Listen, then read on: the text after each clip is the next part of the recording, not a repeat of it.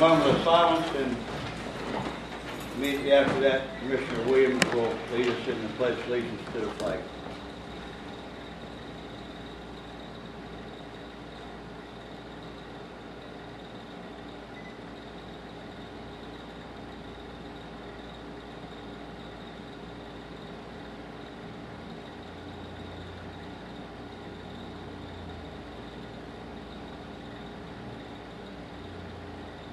Amen. Pledge allegiance to the flag of the United States of America and to the republic for which it stands, one nation, under God, indivisible, with liberty and justice for all.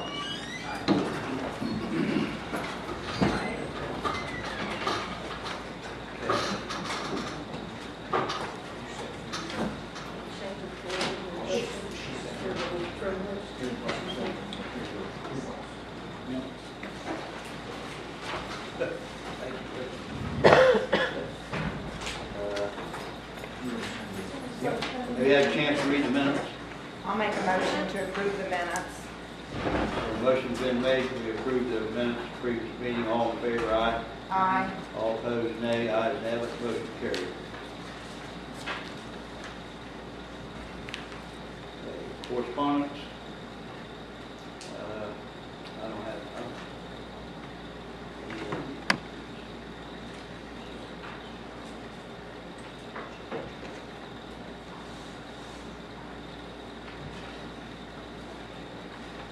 This here, oh, I do have correspondence, sorry. I was reading that. All right. Proposal for window air conditioner installation. Install a 25,000 BTU window air conditioner in the window by staircase. Run dedicated circuit, run drain, build support, build panels. All work will be done when courthouse is not in use in the evening or Saturday as directed. Material cost $5,318.65. Thank you, Edward A. White.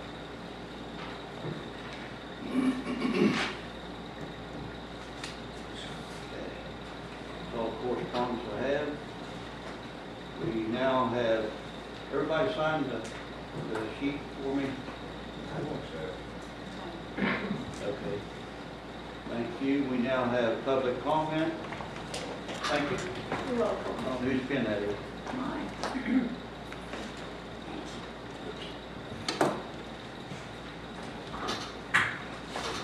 Jim Foster.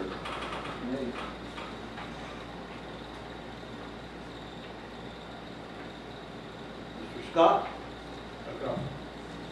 Mr. Spinoza. Don't want to speak. Dan Welling. Where'd he go? There he is. I see. You're on public comment, and I think No, I don't have anything to do. you're on the agenda. Okay. Mike Hidden? No, sir. Okay. Mariana?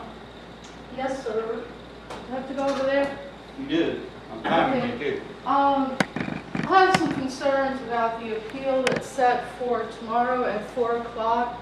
Okay. And I was aware of the date, but nobody else that signed on to that appeal. There was a total of 9 people. No one else has been notified. There hasn't been a posting in the West Union paper.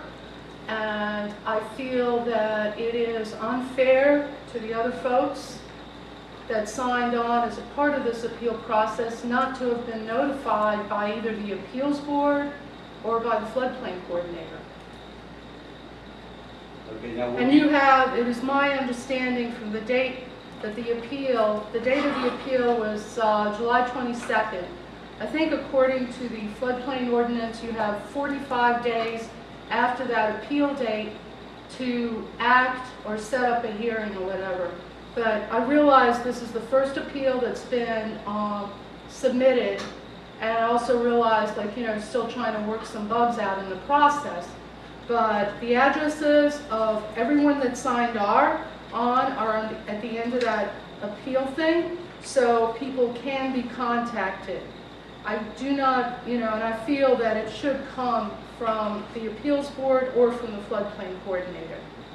So I think it's a rather serious issue. Okay. I have a question for you before you Sure. go too much further. Did you get notified? The only way I got notified was by coming to the county commission meeting. Okay. Okay, that's the only way I got notified. So what you're saying to us is everybody should have received a letter from the commission. Correct? Is that correct? Yes. Is that correct, Dan?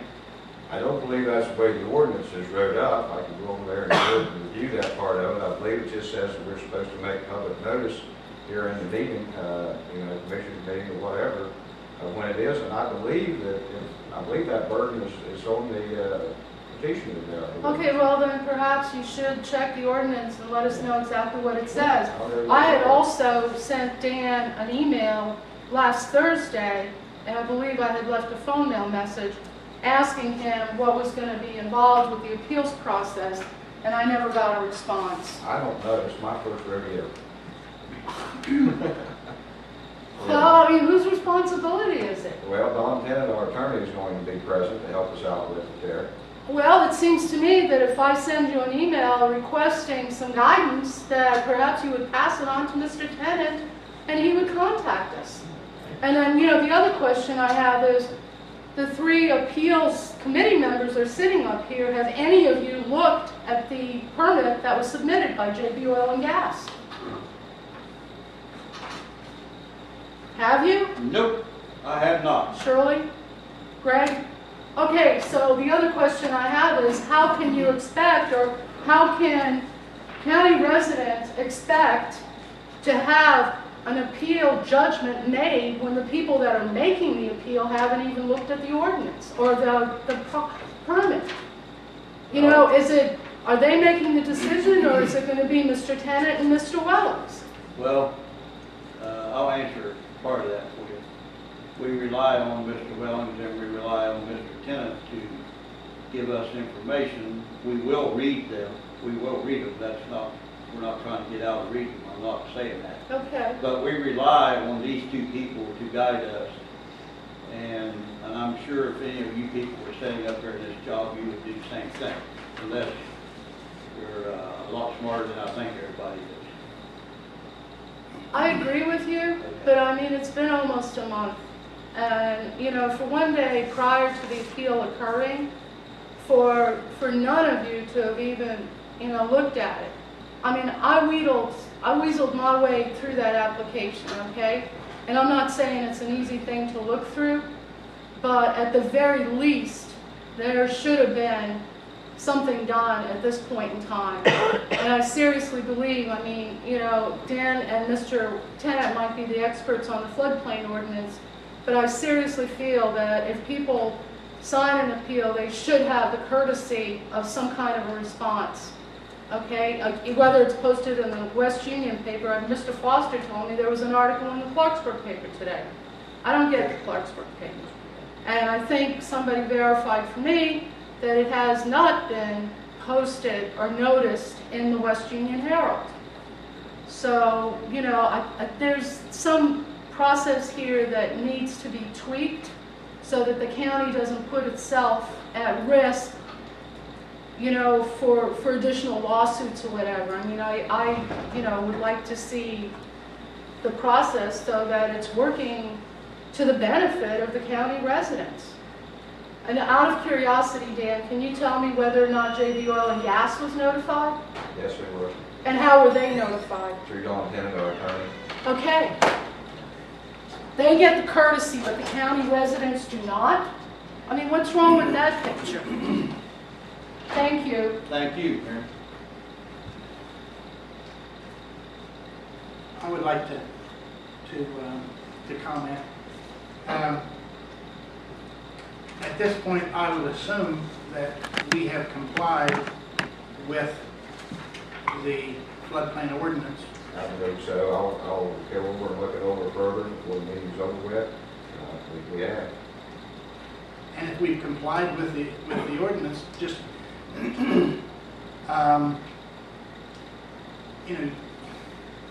your idea of we should have looked at this prior. That what does the legal system do in a situation like this? If we were in a court of law, and correct me if I'm wrong, if we knew too much about the case beforehand, we probably would be disqualified, wouldn't we, as a juror? Depends on the situation, but that, yes, that can be the case. So you're not You're jurors. gonna be the judge. You're not the jurors. I mean, and you know, to bring it to another point, would you pretty much sign off on a tax return if you hadn't reviewed it or reviewed the documents that were associated with it? Well, I'd prepare it Well, and then submit it. well, you know, like I said, if But- the but- company is notified and county residents aren't, where is the protection for the county residents? The same thing occurred when I put in my comments. I got an email notification for the attorney from JB Oil and Gas. I was not copied on that email, it just came out of the blue. Now that in itself, you know, professional courtesy, if someone is copying somebody on an email where they're included in it, typically that person is copied on what's being sent out.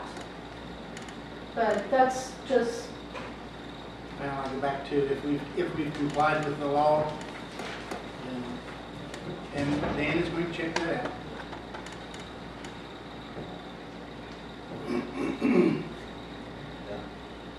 I'm done. Sure. You have your hand up? Yes, I did. Why did the floodplain ordinance have to be redone? What did the judge tell you? It was due to the fact that the proper people had not been noticed. And here we're going through it again. They weren't notified per the previous ordinance, is that correct? Right, and now you're saying this ordinance doesn't have notice in it for the people who put in an Dan is appeal? going to check that out. Okay. I believe that the burden is on the one that's appealing. Let me check it out.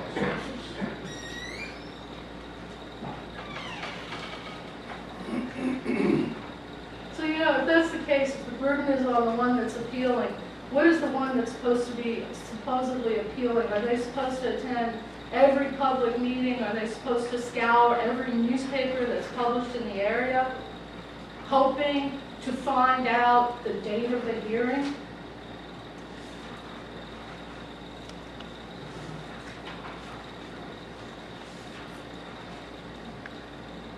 Tina?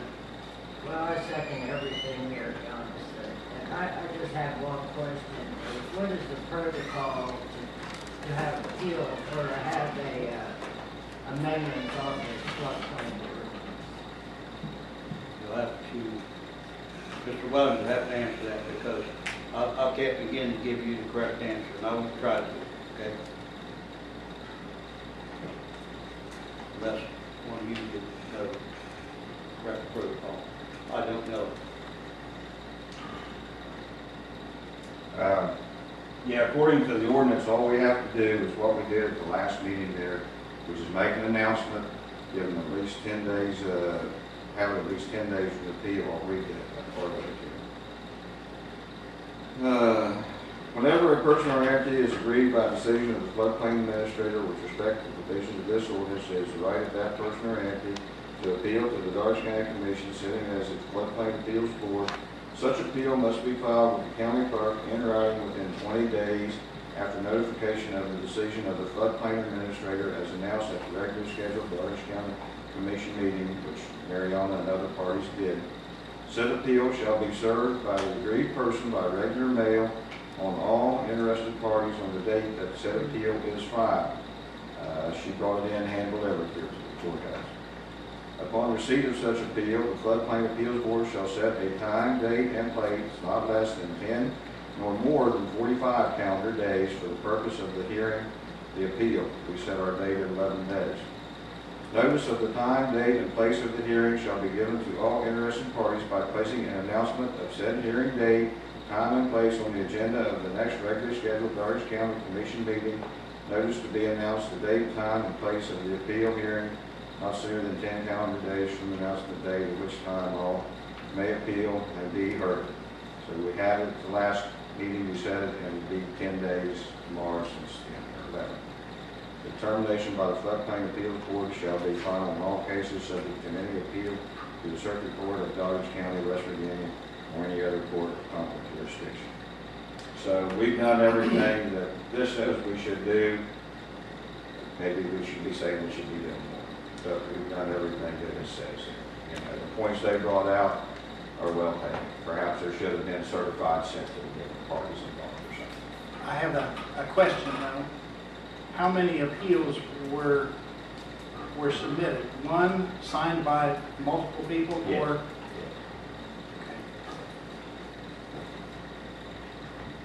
I think that in my,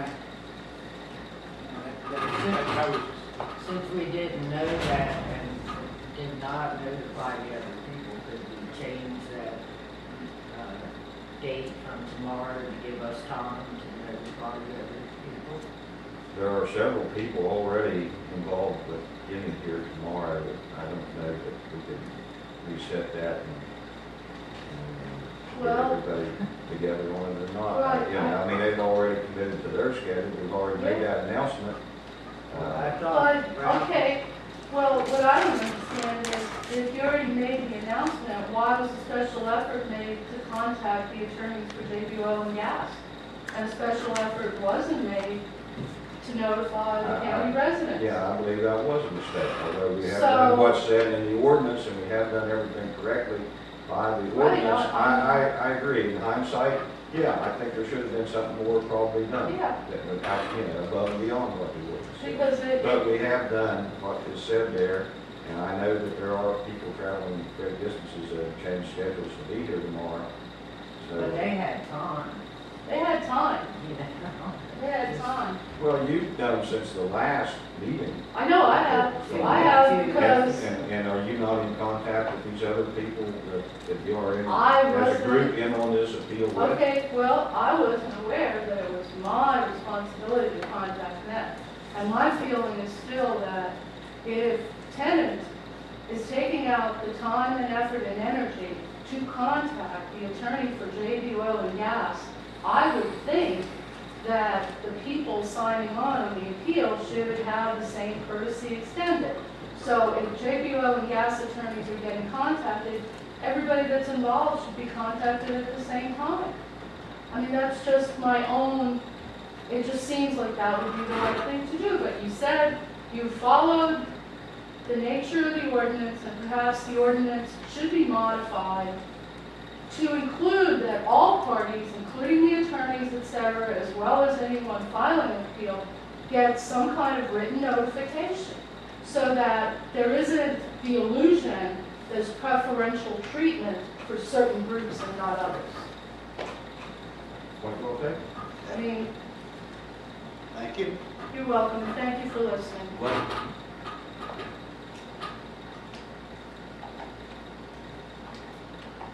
Brooke, Fletcher, That's me.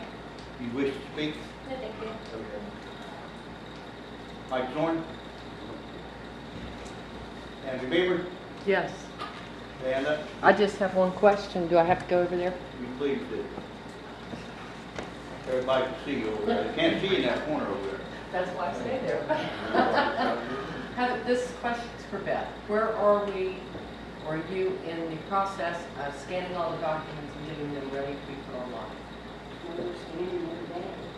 We're scanning current documents plus old documents every day. But where are, you have what, 309 books? How many of them are done? I don't count them. Diane, do you know? No, a lot of them. Have the old ones been re-indexed? Or how are you planning We on have using? to index the book. Those that have not been indexed have to be indexed before we can scan. That was it.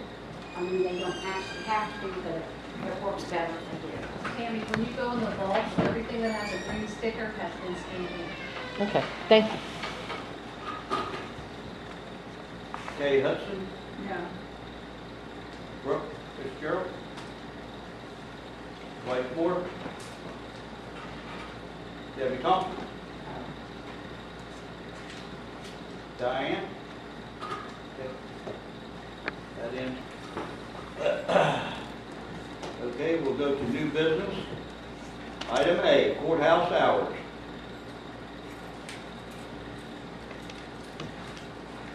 Who wants to address that?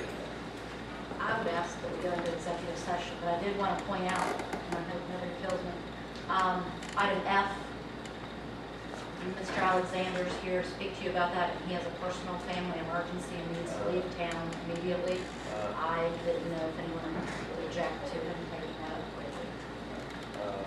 Ownership of 4H extension building, is that what you're talking about? Yes. Okay, we can take him now. At the last meeting, Zana's not here, of course, she's at the fair. And at the last meeting, I presented the resolution for the Doddridge County office of the West Virginia University County Extension Building.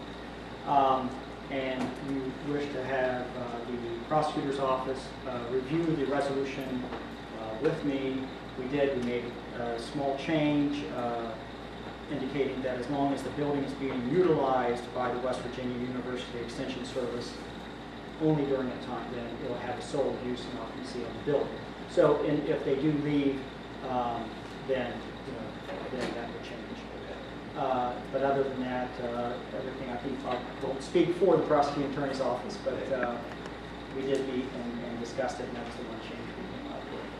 So tender the resolution to clerk, and would request that it be approved.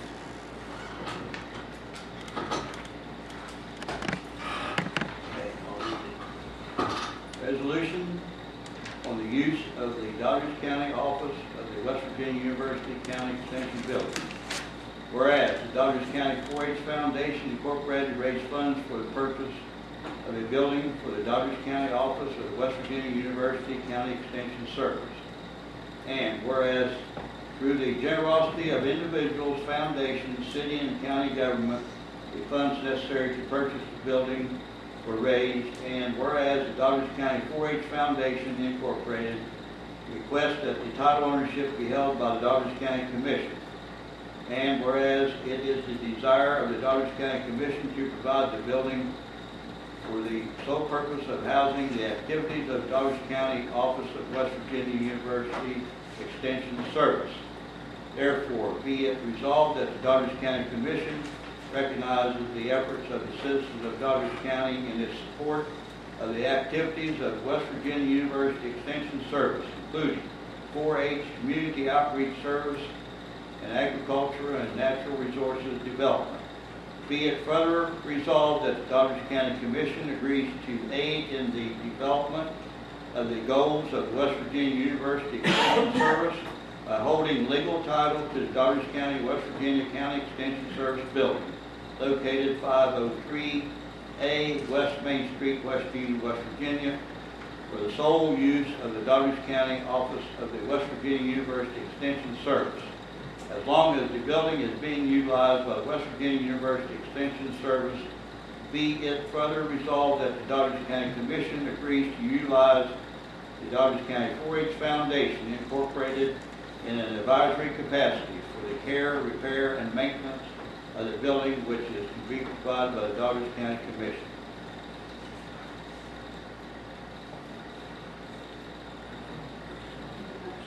Your motion. Let's put the date in. Okay.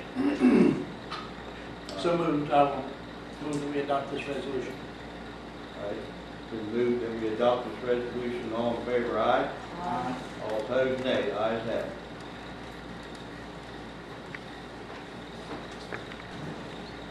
Mr. President, may I make a comment about the Extension Service since I'm chairman of the Extension Service Committee? You can. I would like for you people to take the time to thank Zana Hudson. I was president and still president of the Extension Service Committee, been in and out of the office several times in the past 35, 40 years. But we hired Zana in 1993 on a Friday and gave her the fair on a Tuesday for the next week. And she has taken the 4-H and the extension program and elevated it to the prime program that it is today. And you see her at the county fair and record leader for 20 years of service for Doddridge County. She's been a great asset to the county. Thank you, Jim. Thank you. Anything else got to be moved on the schedule? We'll go back to courthouse hours. Did you say something I about? would ask you to go into executive session just because I myself, and I think there's other elected officials here who would like to talk about personnel Okay. involving that. Okay. I'll make a motion to go into executive session. Motion's been made. 4:33 to go into executive session. All in favor? Aye. All opposed? Nay, ayes have it. We're in executive session. Hi, how are you? You got your hair done. Yeah, I change it every day. It'll be brown next time. Looks pretty. Thank you. Come in and sit down. Rest a little bit. You think I can go get a drink of water? Yeah, I know I can. Yeah, we need a 5-minute break. They had one idea. Right? The water dispenser broke. The water dispenser broke. Where's the sheriff? What is it all? Yeah, I want How are you, They don't have any Dave? water either, buddy. Where's the sheriff at? Dave, how are you? Go pretty good. How about you, sir? Good. Try to stay out of trouble. That's hard for you to do. guys aren't gonna get together tonight, are you? Fair pass.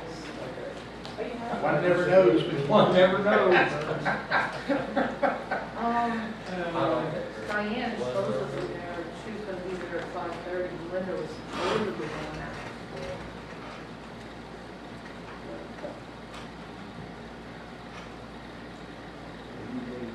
That's me.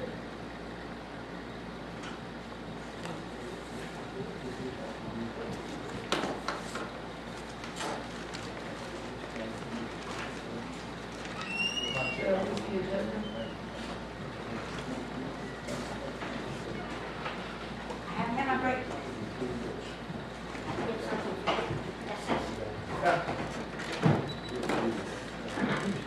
Yeah, I wanted you there.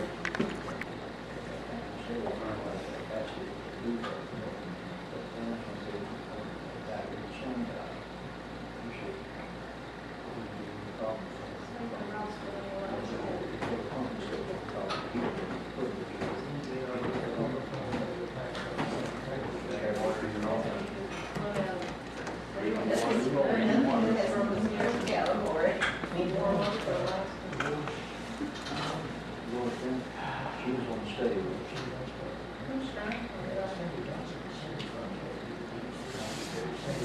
Yeah, I know you do that clerk.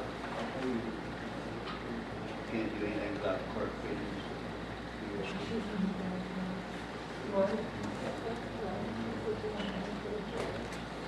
She hadn't had a break.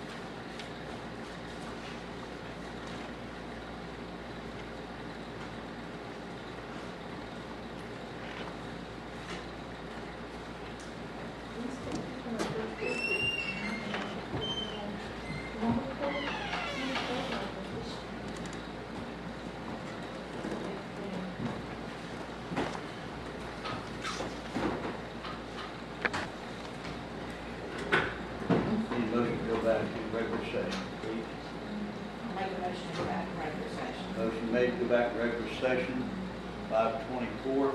All in favor? Aye. All opposed, nay. Ayes have it. Back in regular session.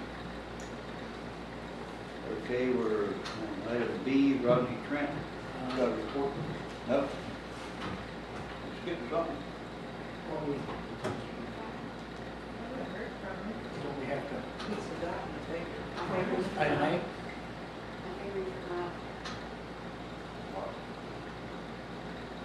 Should I ask a question? I don't know. Is there no action Sorry. growing out of your That's my executive session? fault. I jumped ahead, skipped. Oh, Sorry. because I just made the report, that's all. Okay, sorry. Wasn't thinking clearly, thirsty. Okay? Okay.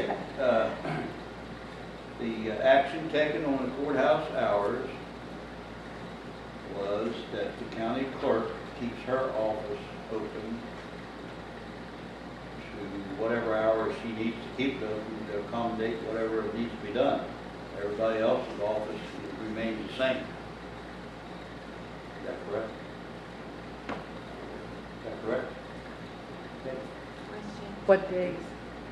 What? What days a week? She hasn't told us what days.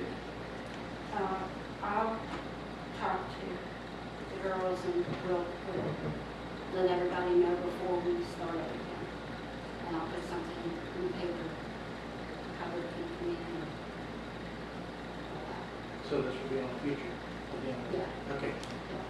I'll announce it at the next meeting or something like that. Okay. So that'll be on the next agenda? Yeah. Okay. Item B, Rodney Trent. Have a report from him? He was supposed to come in. Okay. Okay. Probably forgot to. Okay. Item C, Bernice Swagger, funding for BIPS classes. Yeah, I thought she was going to come. She told me she was going to come. Okay. She's been working with Jane on the classes, and but she needs funding for 10 classes and all that, so I guess we'll wait till If you want to, just tell her to send us a letter or something. okay. We just can't give it for we don't know. Okay? No, I thought she was going to come. All right. Public Service District and Streetscape Projects. You have a question for me. Oh, sorry. I'm a little slow, but could you tell me what this acronym BIPPS stands for? Where are you reading that at? On the agenda. It's Reed Swigert. Oh, BIPPS, some kind Birds of, in the pantry or something of that nature? no, I can't tell you exactly what it is. It's classes that some of the people down at the Day Report Center are required to take. Huh? But it's classes that some of the people that come into the Day Report Center are required to take. But I don't know exactly what those initials stand for. Well, I thought the Day Report Center was, maybe I'm speaking out of order here. Go ahead. I thought the Day Report Center was funded through funds, through grants from the Supreme Court. They are, but they got cut. It got cut $32,000. Understand that? Okay, So there's not, And partly through Doddridge County Commission. right. But if this is a required class, that is required to get the grant money should be used for that. That's all I'm This- saying. May I speak here? This is like a domestic violence yeah. type training to teach people how not to come to that point. And it's given at the Day Report Center, but it is a separate entity from the Day Report Okay. Center, and the Alright. judge requires people to take it. And the grant has cut, the grant does not pay for classes, or they're paying only for the Well, workers now. but the grant does pay for counseling, do they not? Well, this isn't a part of that. That's what I'm trying to say. This All is right, a- all right, press on. Now you're ready for me. Ready for David. We'll get the streetscape out of the way to start with.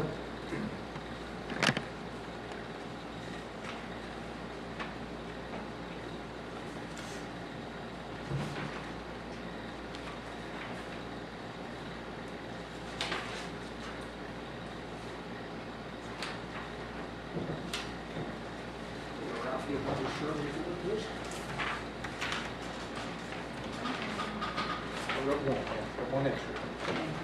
Okay, basically, we're at a standstill. We have been for a year. Not our fault. It's the fault of the Department of Highways.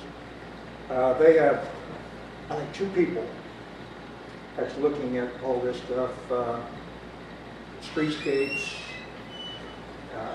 rail trail grants. Right now, it's my understanding that they're concentrating strictly on rail trail grants. I know ours just got approved. We had one on the rail trail, $100,000 grant. It just finally got to go ahead on that. But it had been sitting there waiting about as long or longer than what we've been waiting. Some of the backup is as high as 2 years. We've been waiting about a year. The engineering study, the engineering work has been done. All we're waiting to do is to get the final go-ahead from the Department of Highways. They can go out for bids and the contract will be awarded. So that's basically where the streetscape stands right now. Nothing we can do about it except just wait on that. Kirk has called, I don't know how many times he's called Charleston, and they don't seem to want to hurry up. But we do have some good news. As you know, we had to do a match on this grant. And for a $695,000 grant, we had to come up with $139,000. With the Commission's help, the City of West Union, our legislators, and we were able to have, I think, 40-some thousand probably in this. But we wanted to make sure that we didn't have big bills coming in that we couldn't pay. So we elected to send our match money to Charleston and let them pay the bills. So in order to do that, we had to go get a bank loan to complete our match. The Cornerstone Bank was treated us wonderfully, an unsecured loan. We ended up like borrowing about $90,000. Right now, that's probably about a year and a half ago. Right now, we owe about $11,000. So we have done, we've got, Antero gave us $20,000. Dominion gave us $10,000. EQT gave us $25,000. And I believe that Noble Energy is going to pick up the rest of it, $11,000 a year. So we're standing in great shape. So our match, so it's basically how we stand on our streetscape. We're all raring to go. We want to get started on it. We just don't. We just can't do anything until the Department of Highway says, okay, you have final approval, go ahead and get going. Baker Engineering in Charleston is our engineering firm. They're trying to make it good. We got any questions on that one?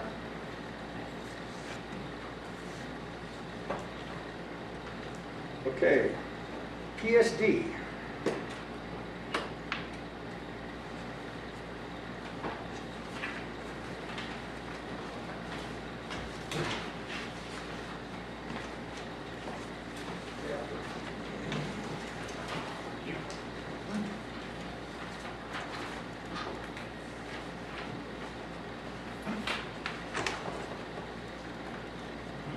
Future of Tammy, I guess, or Mike.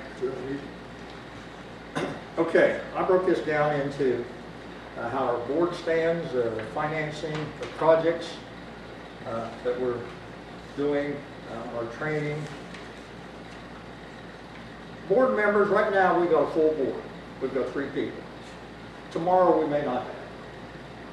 I talked to Cindy Dodson Saturday, and she just does not have the time. Her job has precluded her from even attending meetings. It's caused a lot of problems when we didn't have a 3rd board member. And so basically, we're probably going to be back to 2, but she said she thought she would be sending you guys a letter of resignation from. So I had talked to Rex Zieglerfoods, and Rex is a hard worker. Rex will work hard. And he's I said, Rex, we need somebody that'll get in there and work and help us do some things. And so he said he would, so I'm just submitting his name to you guys, and you can't do it, no, you can't do anything with it till after you get a letter from Cindy, but it's just a suggestion. But $10,000 that you guys gave us is still in the bank, the whole $10,000. We haven't touched it. Everything that we've done so far has either been donated to us or out of pockets. So we haven't taken any salary for any meetings.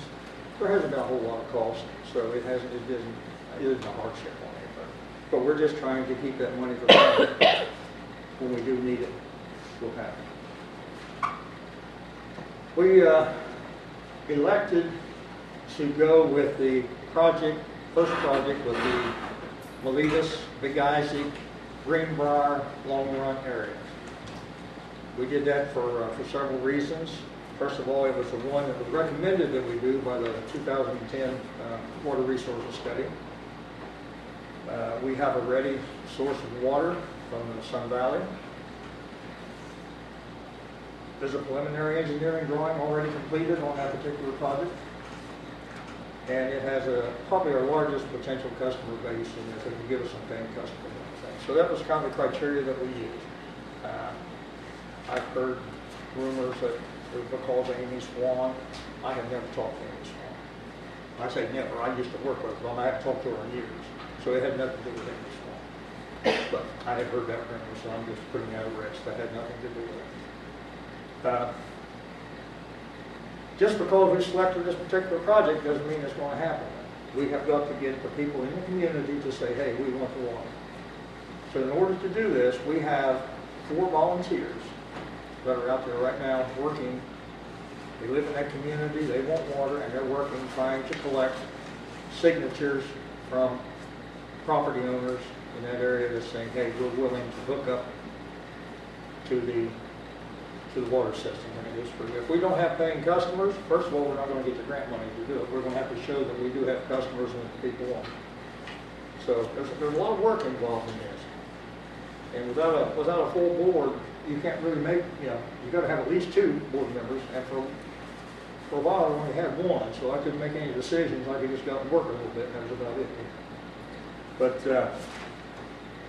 just to show you an example, I don't have any blanks, so I can't, I have a couple of sheets here that have some signatures on them. This is the kind of sheet that we're using to collect. It's actually people that's saying, hey, we're willing to sign up for 3 years to pay a minimum water bill just to get the water into our area. We're willing to do that. And that's just an example. Now, in that particular sheet, you'll notice multiple names, but some guy with multiple properties, and he wants a meter on every one of them. So he's willing to pay for each one. But there's approximately 300 customers in that area, potential customers. And we probably have, at this time, I think, between 75 and 80 signatures. Trey Horner seems to feel like we need 80% of the people in the area before we stand a reasonable chance of getting money and everything. So it's going to take, it's going to take some talking to people. We've had 2 meetings. I developed a PowerPoint presentation, and I also made some handouts. I'll give you some examples of handouts here. Somebody, I think Butch has already seen these, on the question we have or not. That we printed up over 400 of these and handed them out. We're in the process of handing them out over in that area. It basically contains the same information that we have in the PowerPoint presentation. It's just a little more condensed. Sure, you may. I've got several of them here, so anybody wants them, you're welcome to. Mike, you want one? Yeah.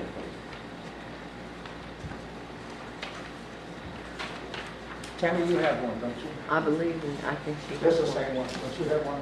I have it. Okay. But we printed up, we got Zon was nice enough to print these up for us. I made it up. Some of the information on there, it's like board members, is not accurate right now because it hasn't been updated. But this was the information that we're providing the people in the community to let them know why it's to their advantage to have water in that area. And so we've had conducted two public forums over in Big Isaac. We didn't have, the attendance wasn't great, but we got a few people to come, and we're hoping that the word will get around and more people will start thinking about it. I heard today that Rick Watson's well went almost completely dry over there in Malikas, so. Hey, Dave. I know that there are several people in this area that are really having issues with their water wells as far as the quality of the water, because there's a lot of Marcellus shale drilling in the area. I think Antero actually supplied a water buffalo to one family. And a friend of mine that lives across from the Malikas store, she's been checking her water with a conductivity meter, and it took a nosedive about 3 weeks ago. And she has a conductivity meter, and she's been checking other people in that Malikas area. And there have been definite recognized changes in the quality of the water. And as you said, some of the people are actually losing their water supply, their well water, wells are going dry. But, unless we can convince the people that live in the area, enough of them that are willing to hook up to the water. See, we're starting off with 0 customer base. We have absolutely no customers. So, it's hard to start from scratch on something like this. If you have somebody that you have paying customers that can help share the expense of getting water into it. So we're going to have to depend primarily on rent. Either that or forgivable loans. If they're making a loan, you just don't have to pay it back. Because we're not going to be making a whole lot of money. But we've got to show that we have the people in that area are willing to hook up to the water and actually want the water before we'll get those. Before we get to the connection. Now, the 35 families, I know you haven't seen this letter yet that commission received at the last meeting. I've heard about it, but I have not seen it. Yeah. Those 35 families, will they count toward what you need in terms of a head count in No. order to get the grants? No, actually what we're Is there saying, another count? what we'll be saying is, that, hey, okay, fine, go ahead and run that water, because, our job, now this is just me personally, because, the board has not even considered it, but my personal feeling is, our job is to get water to the people in Doddridge County, however we can get water to them. So if West Virginia American wants to run water to 35 families, I'm all for it, let them go ahead and do it, but still, they'll be West Virginia American customers, they will not be. It will not be under the public, under the PSD, right? Earned water would not be if they choose to run a private line, then that's their business, not yours. Right, it's just like us, if we go get water off of Sun Valley, Right. on the other side on Hall's Run, across the hill there, bring it up, there's some customers there on Patterson that we can pick up, but they live in Harrison County. Right. But they'll still be, we'll have to get permission from public, from Sun Valley to say, hey, it's okay for us to run water to those people. So, but, I was thinking that the letter from the Lewis County Commission indicated that they were seeking a water supply, thinking that that they might be able to tap onto our system. That's what I think. Sounded like. I haven't seen the letter, so I haven't. That's what it sounded like when you guys read it last meeting. Yeah. So West Virginia American is looking for a source of water, what you're saying. Well, I don't know the West Virginia American, it was the Lewis County Commission. I didn't understand that. But they're, American Water is the primary supplier of In water Lewis in County. Lewis County. Lewis Right. County, yeah. West Virginia. Yeah, I used to be one of the. But I think they were looking for a source because Churchville is a distance away from any of their existing supplies. So they were wondering if we had a water source that we could supply them. That's Yeah. what I thought Right. the Yeah. letter indicated. Well, my question wasn't that they didn't want a source, but is there any way of counting them to help qualify? And apparently, it's county by county, it won't work. But we can cross county lines if we have the permission of a particular public service district to do it. Like, and they can come in our, if we say, yeah, go ahead. Because I think the whole idea is we need to get water to people. They were supposed to send another letter to the commission. That's what they told me when they gave me that at the conference, that letter. They said we would get another letter in the mail, but I haven't seen one. So what I'm wanting to do also, I want to get out over the entire county and say just, with this, try to start getting signatures ahead of time. And I'm not sure how many projects we can be working on at one time. Which may be do multiple. But I really think if we can get to Malitas area and get most of the people hooked up, then we'll have up to 300 paying customers. And then that will give us something to work on to start moving, branching out through the rest of the town. So, I don't have anybody on Long Run collecting signatures there. Does anybody know anyone on Long Run that's...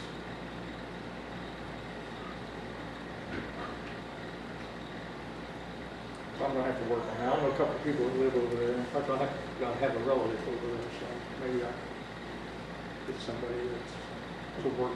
But you need somebody to go door to door and actually talk to people, give them one of those handouts. And What about Bridget's mom? She, Mrs. Nail, she lives on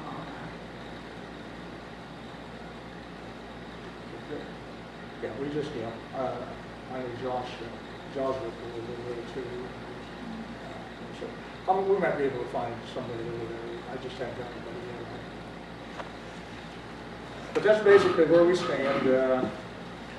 I'm going to talk to Beth. I want to get the all the past studies that's been done in the county. I know there's one done on the Sedalia, Tarquin, Buckeye community down as far as Waldo. I know there was a study at one time that one of the Husband or Ash was commissioner. But there have been some other studies done within the county, and I like to get them all compiled and see what we have and get them in one spot. So there's no sense trying to reinvent the wheel if something's already been done. They'll give us something to work on. Thank you, David. Yes, thank you. Well, it seems to me like with the water situation that the elephant in the room that no one seems to be seeing is that it's the Marcellus drilling that is making people's water either disappear or go bad. So why are they allowed to continue this practice and why are they not held responsible to remedy the practice? To remedy it? I have no answer for you. That's there again, it's, I talked to a guy from that works for Antero about the water line that they're bringing in here from the Ohio River to supply water. And I said, when you guys get out of here, bring a different water line. They want to use it. But what they said was, it's not necessarily just what I got. That may not be exactly what he said, but what I interpreted him to say was that the water may not all be water coming out. It's gonna, they're gonna out. They're not, that is not gonna be pure water. The terms that they're having people sign for this right-of-way agreement for that line, there's a clause in there that states something like another gas property or something as defined by some state rule. And basically people that have questioned it pretty thoroughly, the end result is they might be bringing in water from the Ohio, but they're using the same line to pump frac fluids, flow that water back. That's what I interpret him to say. If the line would strictly be just bringing water. If it was just bringing water from the river, then you could always put a process or a treatment plant, and treat the water, and then you have a good steady water source. And you're not going to want to do that after they run the chemicals. But that's what he was telling me, that plastic. it was, so that was just an idea that when I heard that. I have some questions. You said the minimum amount, they're signing up to pay the minimum amount for 3 years. What is the minimum amount? Well, nobody knows.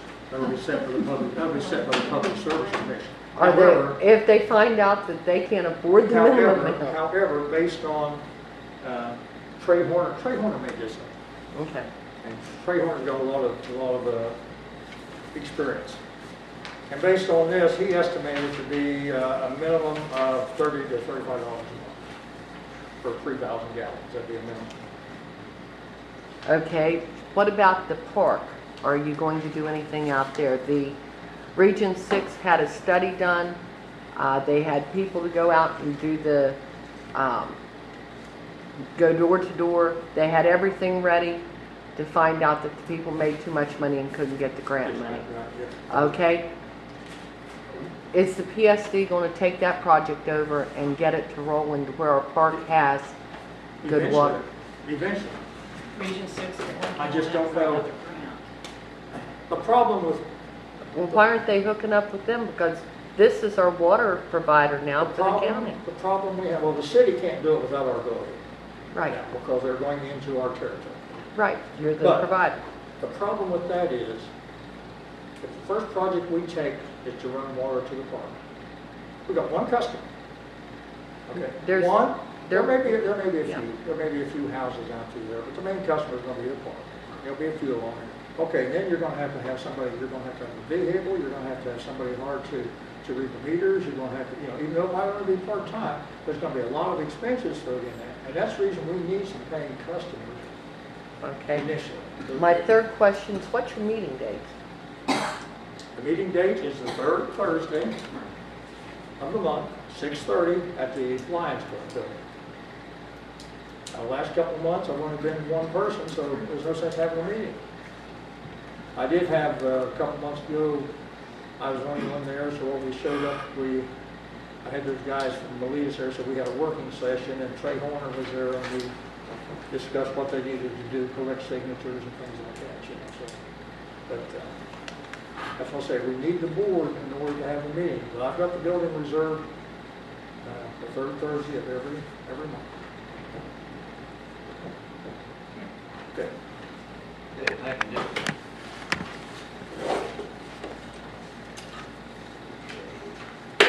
Submission of floodplain study. That you, Mr. Dan? Actually, that isn't anything that I put on. Let's let go. That, Jim, just with reference to the information you dug out here, I don't have a clue. I only talked to you about it. yeah, well, nothing that I put on there, I'm not sure just where it came from. Is this referring to Joy Huff's letter that you read last month? That's the next item, H. But I can, give the pending permits and that information right now on that. And then this is a floodplain study here that Jim found over in the Solid Waste Authority office. Is probably the first one that was made in the county in 1978. We've had two others that I know of since then, revisions to it, although I found very useful answering that information in here, reference to where it was in the 50 flood and some other more historical things in there. So I believe that is what this submission of floodplain study is, this special flood hazard information report that he found they had buried over in the other office over there to get into our files here as well.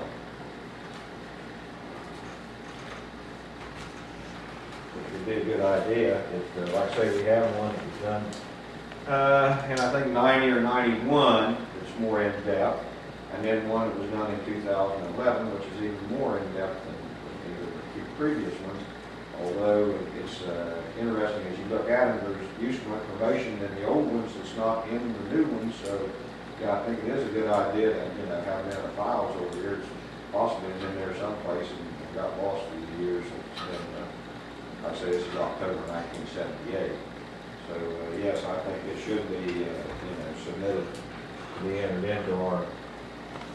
into our files for anybody's review that wants to look at it and for that. Whether that's something that takes a vote on or not, score on that. Well, I think since that was conducted for the county commission, at their request, that it's already a part of government in Doddridge County. Yeah. And then I have the pending permits. I'll give you a copy on those, pass around. And you got that information? Now, we have 4 of them that today was the last day for public comment on them. Dominion Trans, that one is the one that we had to stop work order on over at Alex and Bertha Mish's over near Shooty Station on 23. And they got flooded pretty good over there the other day, pushed some topsoil away from that site. And they have obviously some serious concerns about what the restoration is going to end up looking like over there in that spot. Dominion has continued to do some work since the flood over there. Even though they have the stop work order in place, they have continued. I was by there yesterday and they were reclaiming some of this right here behind their place. But that can officially be given a permit tomorrow on that, but it looks like they're practically done, so I think we kind of got whatever you might want to say on that one. Then we have the new Milton pipeline from Antero, B. Lewis, Adrian, that's also out here on 18 South, as well as the Thomas Fork Sherwood pipeline. These are all pipeline projects that Antero has that crosses Tom's Fork or Mead House Fork on 18 South in the county. Then coming up on the 27th in 1 week, we have an Antero one for Canton East pipeline, which is located on the Flint near the mouth of Med's Run, where it's going to cross. EQT gathering on Flint, that's, I believe that one there should be the, yeah, that's another pipeline project that they have going. Then we have the 2 Mark West projects, one that's located up here at Sherwood, and the other one is located in behind the Shell station and all at the intersection of Mead House and Buckeye. It's called the News Site. Now, I did issue a stop work order on the one up at Sherwood last Thursday. They had proceeded to put some dirt in the floodplain up there. It wasn't anything that they don't have on their application. They just got ahead of themselves and started putting dirt in there before they got their application. Now, I didn't tell them that they had to try to yank that dirt out of there. I just told them not to put any more dirt in until they got an application in place. They are continuing to run their trucks over top of that as we speak. But any of the dirt you're seeing moved up there or being relocated is not in the floodplain, at least was not earlier today. And I met with both the manager of the plant up there along with the civil engineering outfit that is doing all their work for them. They have an in-house engineer there that's supposed to be keeping track of them and keeping them from doing anything inside the floodplain, but obviously he goofed up on that one. And then last year I have one that's submitted here for over on Robinson Fork by EQT. Again, that's a pipeline project that's going to be crossing, again, near Shooty Station area on Robinson Fork there. And I think that is all of them that are pending as we speak right here. There's a couple other studies that have came in that are not going to be impacting the floodplain. One is for a road intersection up at Long Run Industrial. When you come across that bridge, that metal bridge right there, Antero is going to change the way that comes up and sweeps around to the right, like they're going on up towards Miletus in that direction. They can't get up over that hump and make the turn right there. And what the work we're proposing to do isn't in the floodplain. I've got a study on that. It's just high enough against the bank that it's not in the floodplain. We've had a couple other applications that were not in the floodplain. And I think that's everything that I have at this time. I do have to inform the commission that I got a phone call from the Ethics Commission, and I haven't gotten a written ruling yet, but it's my verbal understanding that I'm in violation My having my business and being the floodplain manager. They said they would have a written opinion for me on October the 4th, but I believe that I'm going to have to tender my resignation as the floodplain manager due to the ruling, as I understand it, just being handed down by the Ethics Commission. In so much as there's a conflict between my surveying business and being the floodplain manager. So effective October the 1st, I think I need to give you notice, but I think they're going to throw this out me in my understanding October the 4th, saying that I'm in violation on this stuff. Is there any other comments from anyone? So your resignation date is October the 1st? October the 1st, yeah. They tell me that I'm going to have the written opinion on October the 4th, that I've been verbally notified by C. Joan Parker, or whatever her name is. So how does anything you're doing now, how does that affect the decisions that you're making now? Well, the official, she says, isn't official until they make the written statement, which is going to be out October the 4th, she told me. But I want to give heads up to the commission that it's my understanding, like I say, I haven't got to read it yet, that I'm in violation by having my business and having done work for gas companies before, even though I'm not doing it now. And with doing floodplain certificates and work in the floodplain when I'm overseeing the floodplain. And then also, is my understanding, because of mineral interests that my family has, and dealing with the gas companies also, that could be possible conflict there. I'll know more once I get the rules.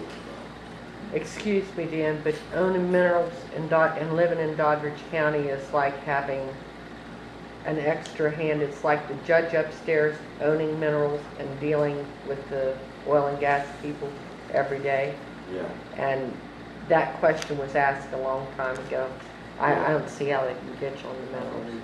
You know, and I won't know until I actually see this written judgment on October the 4th, but I don't feel right not to tell you that they have notified me and told me that there's some problems here and all. Well, if it is something that we can work on through, well, you know, we'll see if we can't go on through with that and all that. But as it looks from what conversation I had with her verbally there, I don't believe that I can continue to have my surveying business and be a floodplain manager. And in yesterday's paper, it was mentioned that you had a bridge opinion.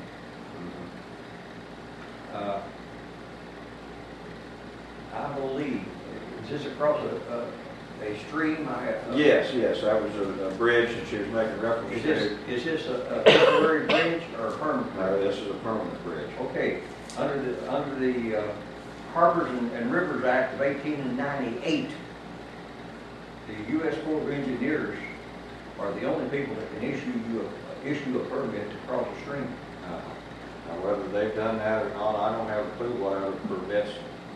But that was the point that I made to you before. How can not just you, but any floodplain coordinator take the right of a decision that a federal government has made and change it on down the road and say no to it? Yeah, I don't know what's required of them. I'm assuming that they've got everything that they believe that they have to have. Now, I believe the bridge across the stream requires a permit from the Corps of Engineers. That is a fact, and that goes back, like I said, to the 1898 law of harbors and rivers. And I believe this is going to be a permanent bridge because it's going to a compressor station. Okay. And I would think they would certainly want a permanent bridge to access the compressor station. And where it is located at is a small run right across from Henny's Hollow on 18 south right there. Okay. And originally they wanted to put a bridge across over Meat House 4 over Roger McLean's right there. And that was going to have quite a negative impact on several of the landowners right there, and they said to I think if you look at all the contributaries to that, to the Meat House Fork stream, I think that all of them will have an endangered species of it.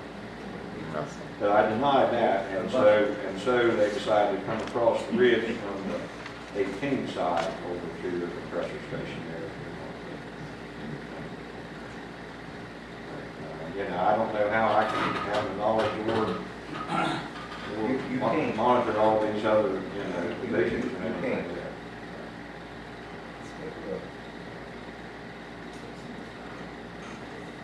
But I think that if you have to resign your position, it is certainly a big blow to this county. Well, I just wanted to let you know that I've been verbally advised. I mean, maybe everybody don't agree with the decisions you've made, but you're better than anything you've ever had before. Well, thank you. And, you know, if it turns out from their decision that I can continue to work something out, well, we'll do that. But I didn't feel right not to advise you that I had been told that, you know, there's a conflict and they were going to send their written opinion on October the 4th. I would say that if you've done it, do a little research, you could find out who brought the issue before the ethics. Oh, he'll commission. know. And I don't think you'll find it, it's an individual. I think you'll find it, it's a company. It wasn't me.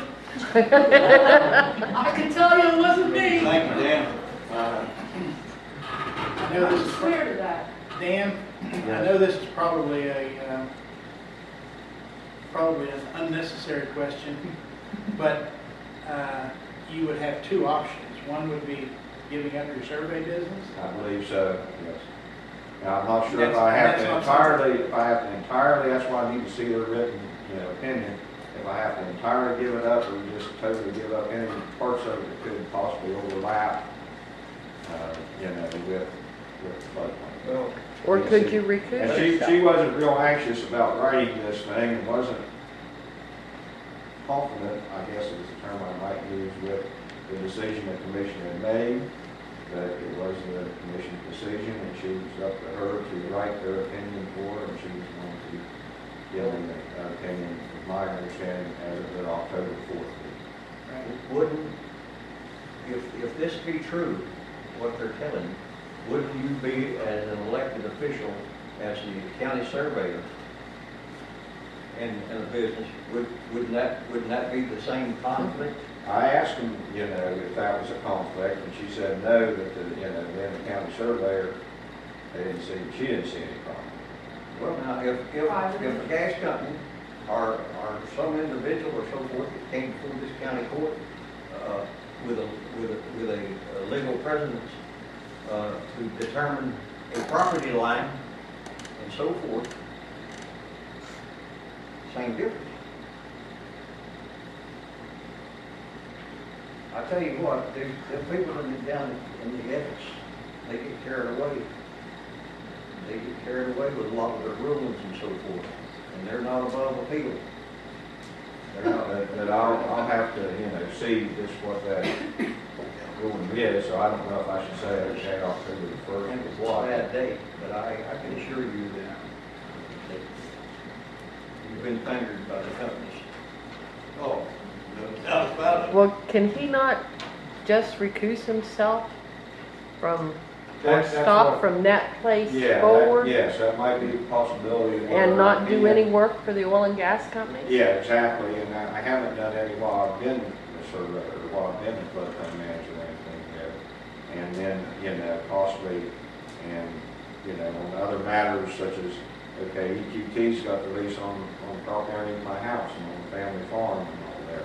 You'd have to take yourself away from that. You know, so, you know, possibly, you know, Ralphie has a certification there or something, perhaps in the situation when I can say, okay, I gotta recuse myself from doing this or whatever, and perhaps, you know, perhaps we have somebody else there that could make that decision in that instance or something. But those are things I'm gonna have to look at here. I look at all these rulings and stuff that comes out of the ethics committee and so forth. How does Miley practice law and represents everything, and he is Speaker of the House now, and he makes laws that affects everybody in the county or in the state, and even the insurance companies and so forth that he sues. The county commissioner is a lawyer and an accountant in Harrison County. How does he continue to practice and so forth? Does he not make decisions on the county commission that affects people in the county? Yeah, You know, I'm telling you, Sounds Yeah. suspicious to me, doesn't it? it's a spring. Yeah. But I can assure you that the companies have fingered you. well, at any rate, I'm gonna have to play it by ear, so it's not. Sure you are. Can I ask a question? Yes. Does Mr. Wellings have access to the assistant prosecuting attorney to review this? If we found? Did you hear? Can you repeat that, Kate, please? Mr. Wellings has a county position. Does he not, in fact, then have access to at least either the prosecuting attorney or assistant prosecuting attorney to review this finding and give him feedback and assistance in analyzing it from a legal standpoint? Is this not that possible? Well, Yes, I can tell you that that is possible, because I went through a situation, and it was your predecessor, Harry, that wrote a letter. Well, I'll just go ahead and tell you all what I did. There was a Freedom of Information request and an inquiry to the Ethics Commission about me.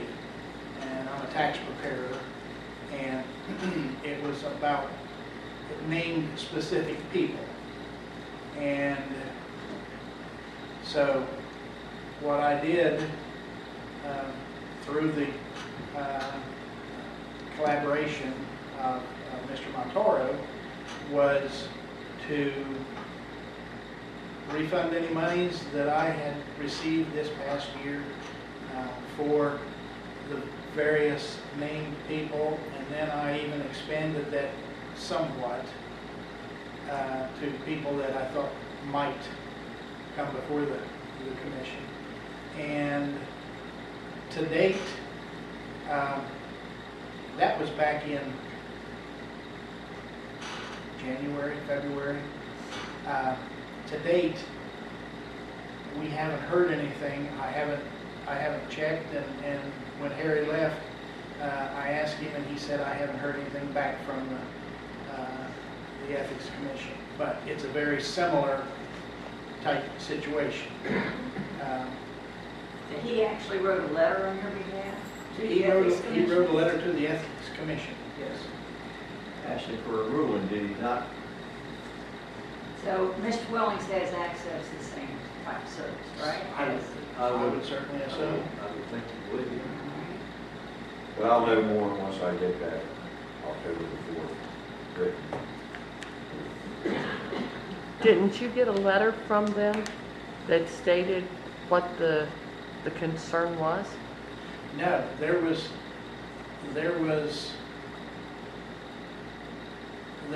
another ethics violation letter or inquiry.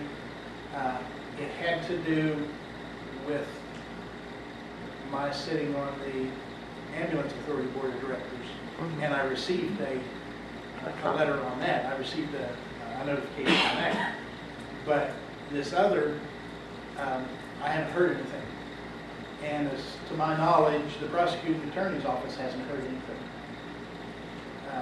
I intend to contact the Ethics Commission and let them request either a finding or a declaration from them. They'll have to issue a dismissal. They'll have to issue a letter of dismissal of the complaint, which exonerates you. Yes, Susan? Well, this goes back to Mr. Wellings' report before the ethics violation came up. But a couple of companies were in violation of their floodplain ordinance by working when there was a stop work order. Is there not something in the floodplain ordinance that details what should be done when a company doesn't abide by the floodplain ordinance? It's, when I consulted with the prosecuting attorney, she felt that it would be very difficult to prosecute companies for this. She felt that if you went after a company, you would have to prove that individuals within that company made the decision to send them out to work that day. You had to go after the president, or you had to go after the foreman, or you had to go after whichever individual, and that was her gut feeling on how it would have to proceed, and she was supposed to check further on that, and get with, she said, this is not my area of expertise, and try to find out if anybody knew anything, in relation to that. And I know that she's still working, looking into that, and that's still something that she's. And Don Pennant, our attorney on these other matters, felt that we could get an injunction against the company and try to get them to stop work that way if we got on fast enough. But by the judge only coming through, was it once a month, once every 2 weeks or something there? But there's something specific in the ordinance that states that they continue to work once the stop work order, there's a specific fine schedule in the ordinance itself. Yeah. And I even tried to get Kevin Sneed at the state level to give me any insight, and that was still 2 weeks ago, and I haven't heard anything from him. He was wanting to talk to Philadelphia, talk to whoever. He didn't know what to think of somebody just thumbing their nose at so to speak, or whatever there. He didn't know, and I haven't heard anything back on that one yet. Well, that's where my next question comes in. And my idea for amendment is for these companies that don't apply for a floodplain ordinance, but go ahead and decide to drill, hoping nobody catches them, that shock and awe mentality. And when you put a stop work order and they don't stop working, that they have a year ban from applying for a floodplain permit. Because the way it's written now, like with JB for instance, they did not file for a floodplain permit. They just started working, drilled a couple holes until we left, and he gave them a little slap on the hand. They put in for the floodplain, he gave it to them. There's no incentive for these companies to do the right thing. But if you had something like that in there, it would make them think twice. I think everybody's in agreement. More than a fine, because they got plenty of money for the fine. I think everybody's in agreement on that, but we have to be able to call their hand and get their attention on this. Here's It's just, an amendment. no one's been Put it able on. to show me just how to do this stuff. Tammy, did you have? Yeah, I was just going to suggest that you call the DEP and have their permit pulled. Yeah, what? Have their permit pulled. Well, The You DEP just- says it's on a county There's the level. biggest culprit of this whole scenario, is DEP. DEP issues a permit prior to any permits being secured by the drilling companies. And they should, and I was told in no uncertain terms, that when we get the permit, this is on another well site, said when we get the permits from when we get the permit from DEP, we can do anything we damn well please. But the application for the well permit through DEP, when they issue it, said you should check, you should. That's not a command. That's an advisory. Am I right, Mr. Little Woman? You should check with the Corps of Engineers, Fish and Wildlife, floodplains, and so forth.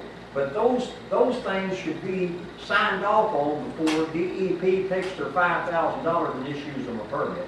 DEP is the culprit behind all these problems on this drilling business. Because all they want to do, and you call down there and try to get something done through DEP oil and gas, and you might as well be talking to that wall locker over there. Because everything that they do is hands in favor of the oil and gas. And they will actually say, because I've talked to them about this issue and I've submitted comments when a well has been permitted and it's been in a floodplain, their comment is, that's on the county level. Right. That's But you on the see, county level.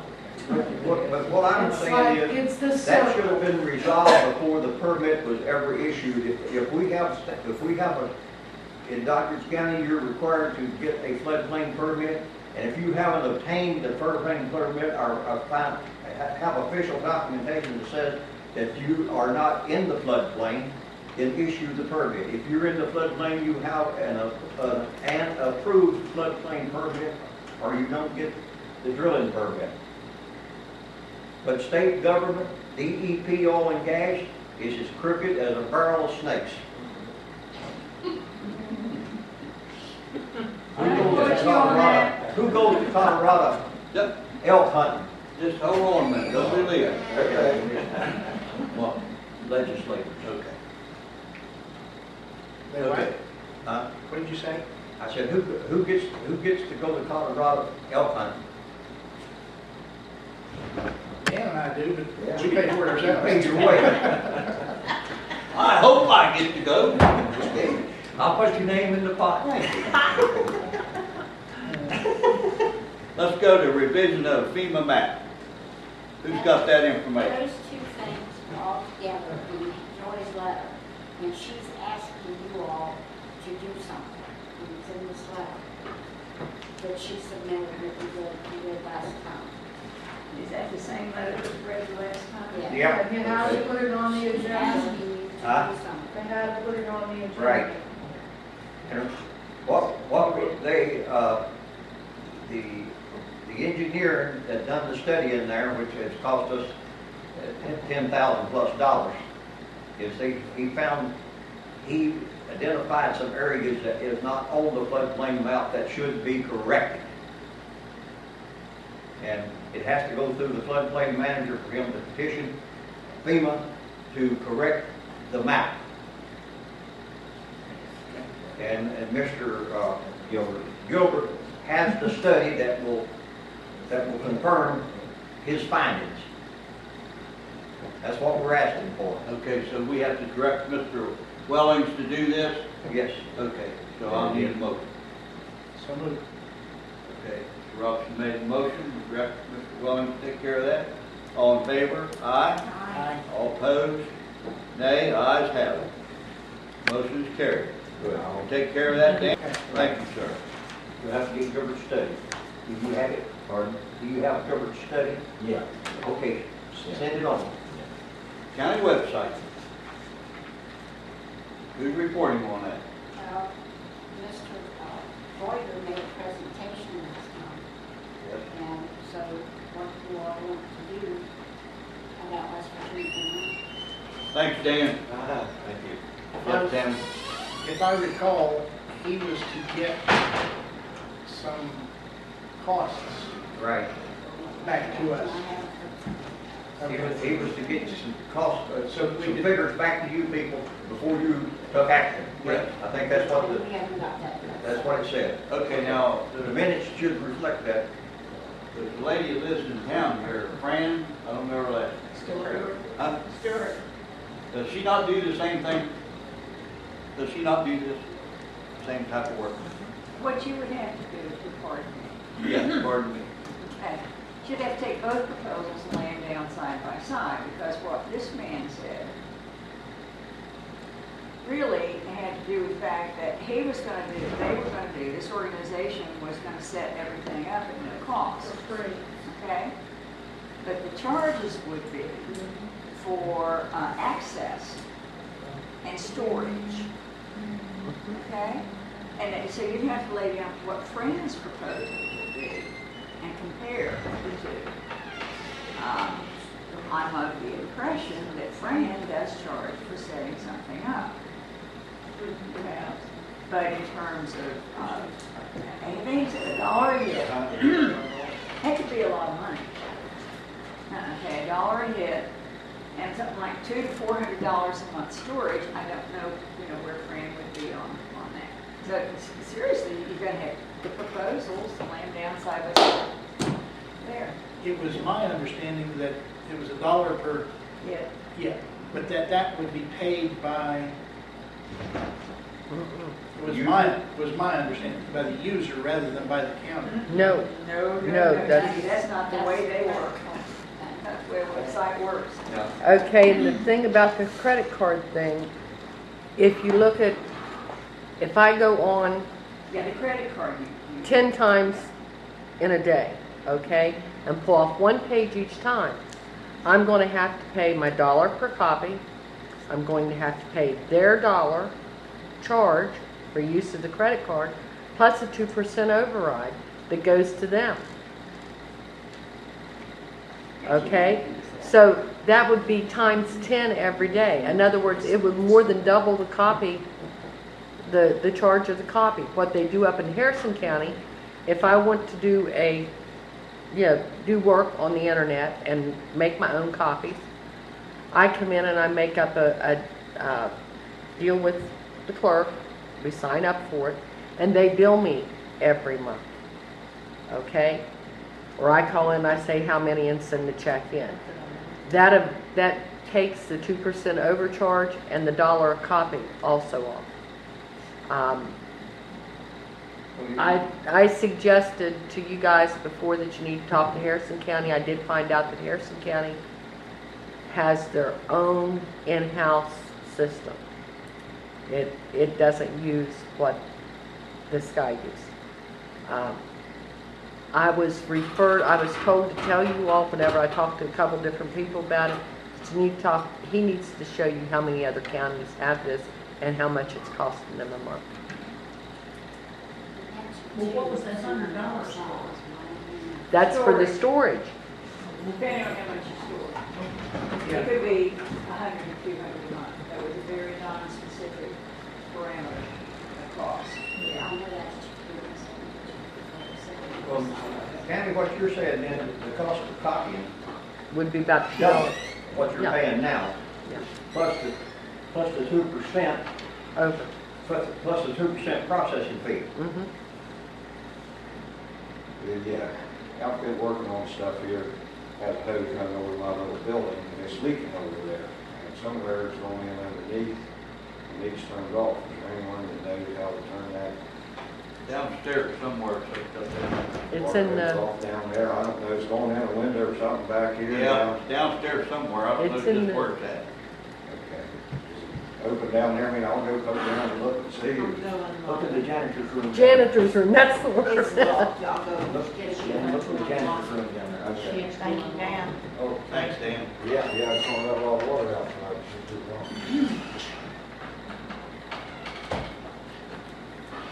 Well, Did somebody from West Virginia University write an RFP and put in the paper?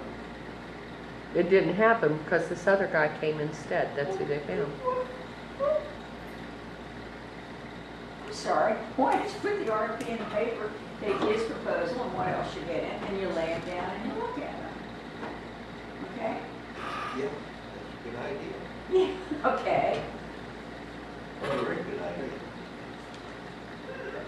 If there's somebody within the town, in the village here, that is capable of setting up the website, I would say if they're under $2,500, the cost, because if anything over $2,500, according to state law, you have to bid. No, What you 15,000. have is apples and oranges going on here.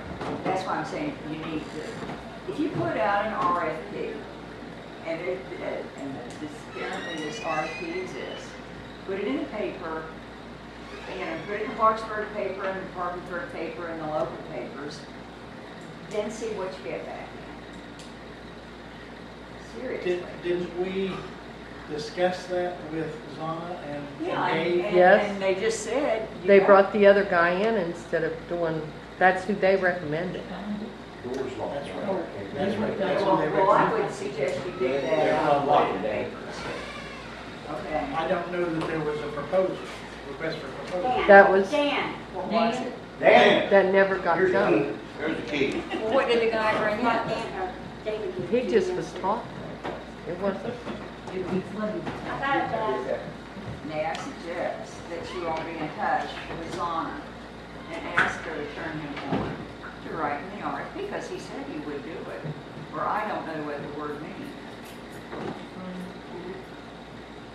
Or somebody write a request for a proposal. Give it to Dan. Well, surely, the extension service, many areas that they cover have someone in the big city of Morgantown Yeah. where you make $2 million a year as a professional, could set this up. Well, they could at least set up an RFP. Right. Well, like I say, at the one meeting, we discussed that, and they came back and recommended this lawyer. Yeah, he's the one that he recommended to me. But I'm saying that they should have in-house the expertise to do this. So it wasn't an RFP he came back with. No. He just came back and recommended He just this. gave us a verbal, Yeah.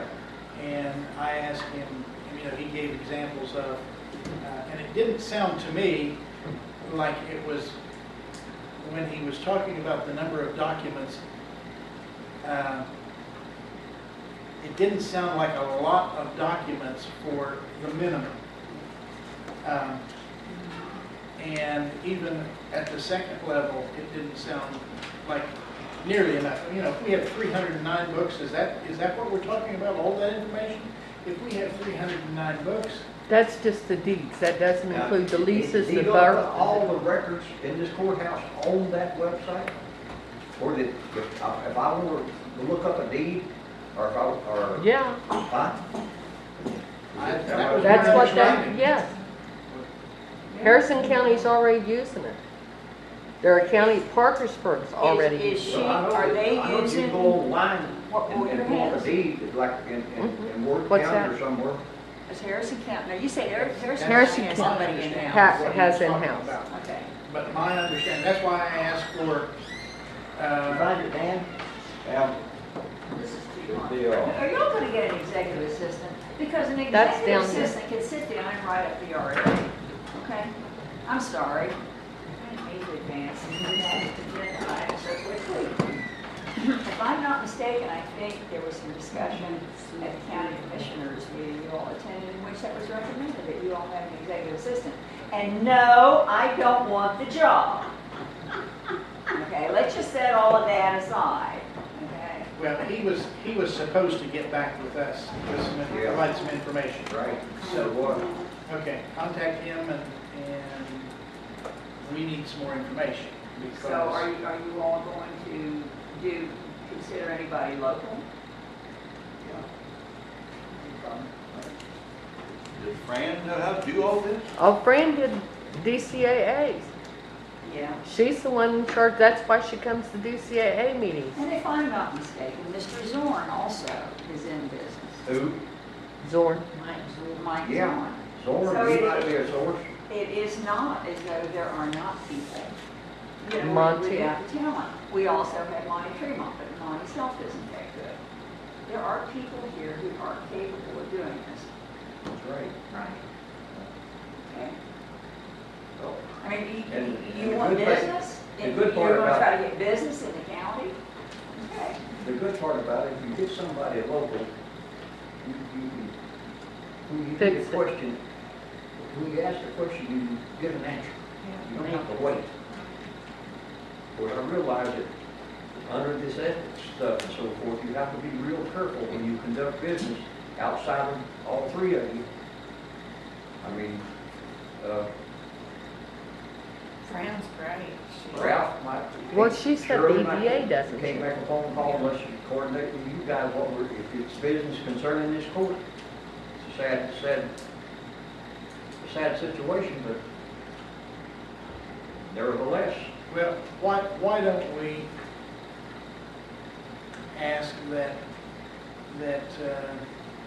the extension service, if they can draft an RFP? And if they can, then I thought that's what that fellow agreed to do. I honestly sat here in the meeting and listened to that, and I thought that's what he said he would do, but yet he came back with the service. well, he sent me an email and told me the guy's name. And he said that that's the one that a lot of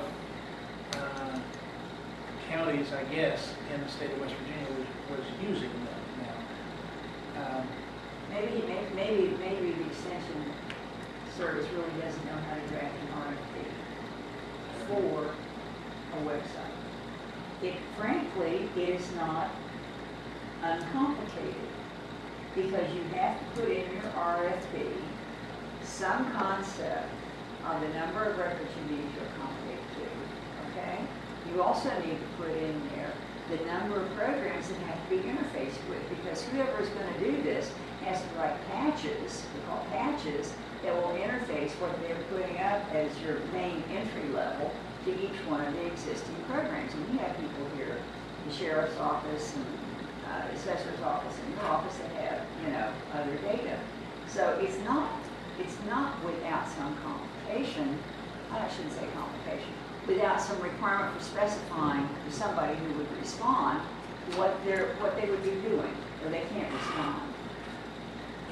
You need somebody that's knowledgeable right to RFP, and you can't hire a friend to write the RFP, because she couldn't then enter and bid on it. If I recall right, there were various people that said, well, the sheriff is using this software, and he said, and he gave 2 examples, I think. As a matter of fact, I think it's in the minutes. He said they would all, what he had would interface with everything. I'm talking about writing an RFP. What I got from him was what the program Mr. Bowyer had would interface with everything. Now, that remains to be seen, but he was confident that it would. Yeah. Cindy could work with CSSI and software systems. Software systems. Right. CSSI is working on something, they're supposed to send me a proposal, because they can get me on my stuff, and then link to what the website is. My point is, it has to be put in an RFP. You can't just say, please come in with a proposal. You have to have some idea of what your work would be, or you can't respond. So those are some of the kinds of things that need to be put in an RFP. Maybe another way to do it would be, there's something called an RFI, a request for interest. Do they do that in West Virginia? They do it in the federal government. You put out an RFI, and you invite people to come in and take a look at whether or not they would be interested. Maybe, and that is before a proposal. It's a request for interest. People come in and register their interest in doing it, and then they can put in RFP. Is that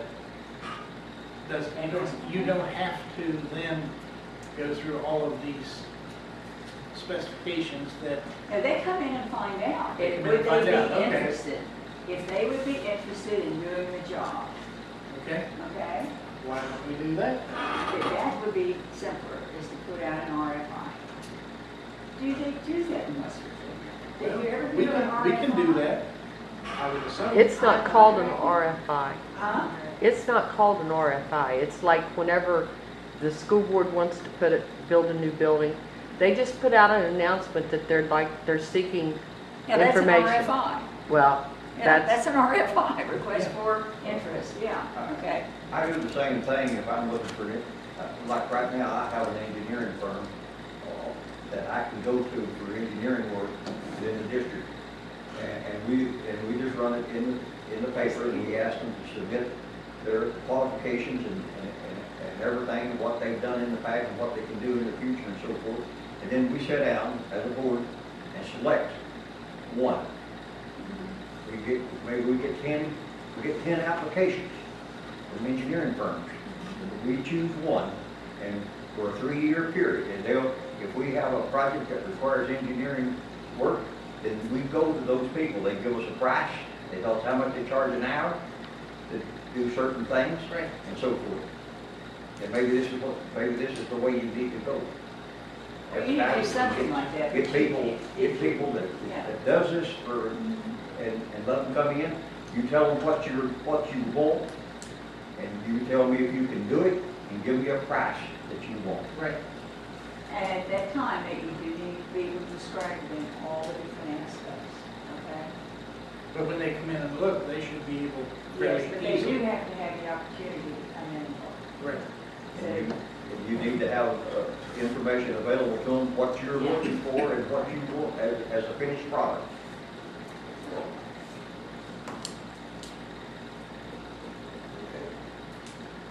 So You could put that in a motion. I will make the motion that we prepare a request for interest or information for county website. Okay. Motion has been made. All in favor? Aye. All opposed? Nay. Ayes have it. Gonna put it in the paper? Clerk? And you need a deadline for the people to apply. Give a cutoff date, and by that time, and then when they get in your, and when you got them and so forth. I think we're probably going to have to expand out of Doddridge County a little bit. Oh, yeah. Yeah. I think you've got some really good talent here. But I I go Clarksville. would go west. What about Morgan? I'd run the Parkersburg paper. Yeah, I would Okay. run Parkersburg. You got some pretty talented people over on the river. You might Or bring in some the of that Charles? contaminated water, but they'll be happy. What do you want to make the deadline?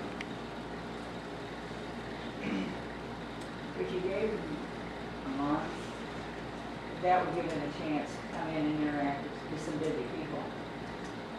Give it, They're gonna have to do that. It's September 20th.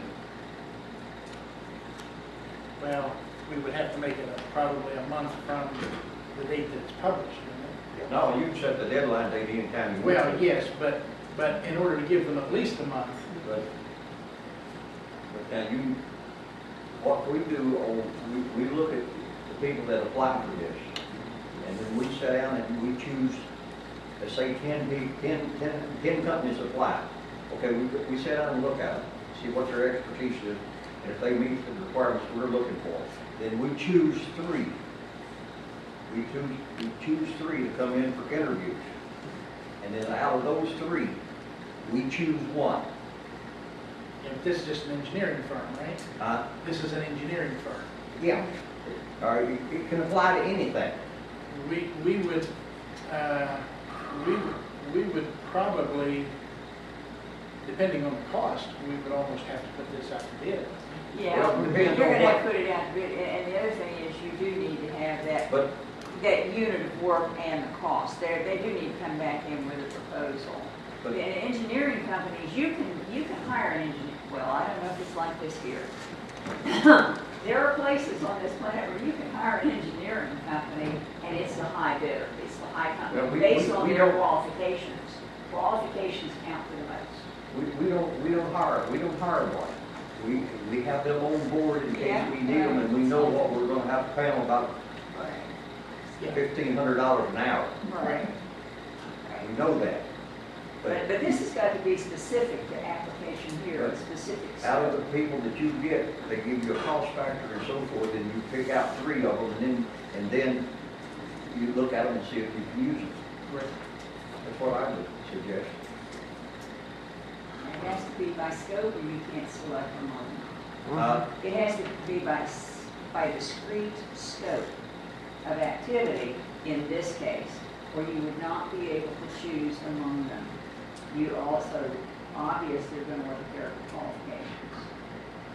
Yeah, but choosing an engineering firm is different than choosing a construction company for a construction job. It's different. Okay, you got a cutoff date? I'm coming on to that. I'll discuss.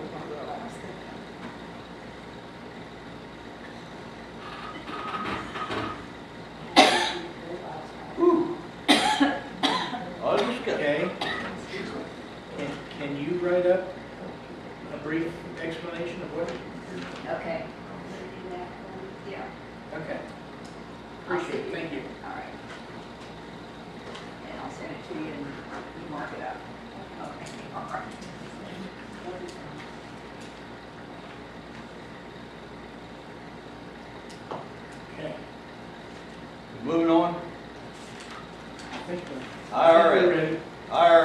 approve closing agreement on final determination.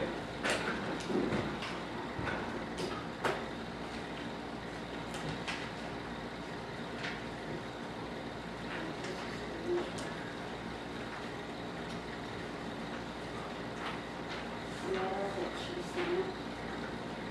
And I have copies. May I ask what this is? What? But This thing. With the IRS, Yeah, done an audit. you want me to? Go ahead. You're the These all, I mean, you have to sign. The problem was that in the past, Doddridge County Commission hired independent contractors, and they should have been employees. And in some cases, there were W-2s and 1099s issued. For both. Well, W-2 issued for wages and a 1099 issued for contracted labor and, The same service? well, They became employees in the middle of the year. Oh, so they were working under one scheme and then went into the other? Oh, okay, all right. and that's a no-no. It is. Yes. Oh. Yeah.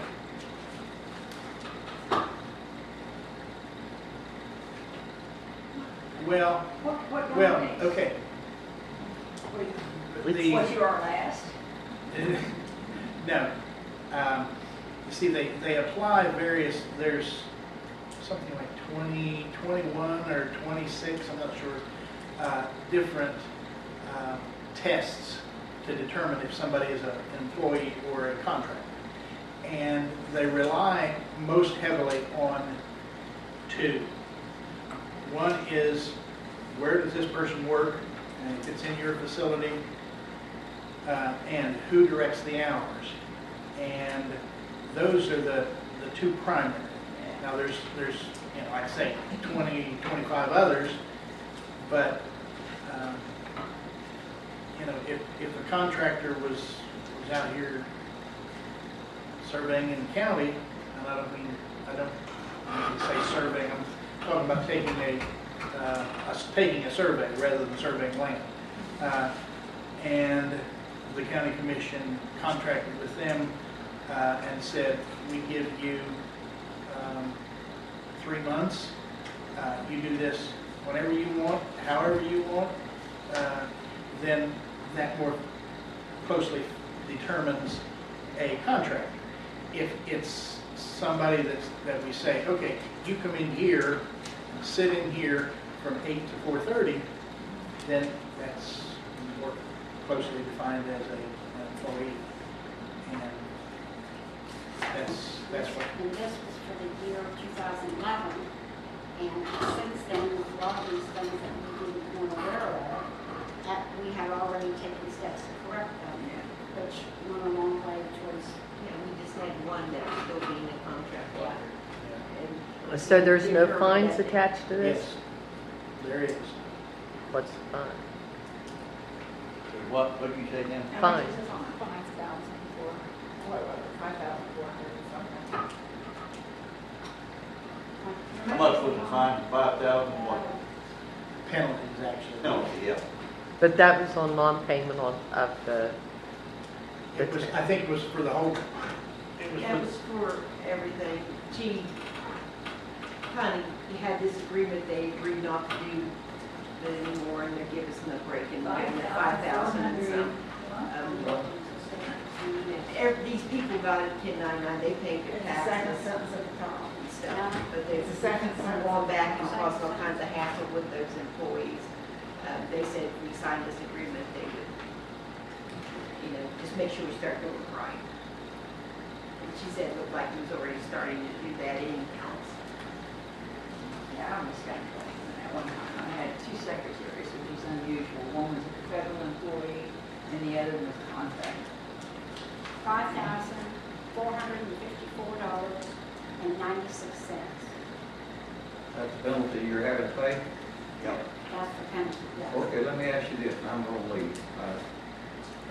Have you established procedures that's with whatever office in this building, how to handle this situation so you don't be involved in it again? Yes, yeah. They're not allowed to hire contract workers anymore. They haven't been for last year. We had already. So anybody that does any work for you is on the payroll, is what you're saying? If they work in their office, yeah. You have to, If we you provide have to temporary pay, employees. you have to pay Social Security and all this junk on it. You can no longer contract. And that's not just for county commissions. That's right. That's for everybody. And I said it in the meeting the other day, and there are many companies out here that do it incorrectly. They just haven't gotten. When the IRS comes calling. Okay. I will make a motion that we approve the amount of the penalty in the neighborhood of $5,400 for payment. Motion has been made. They are.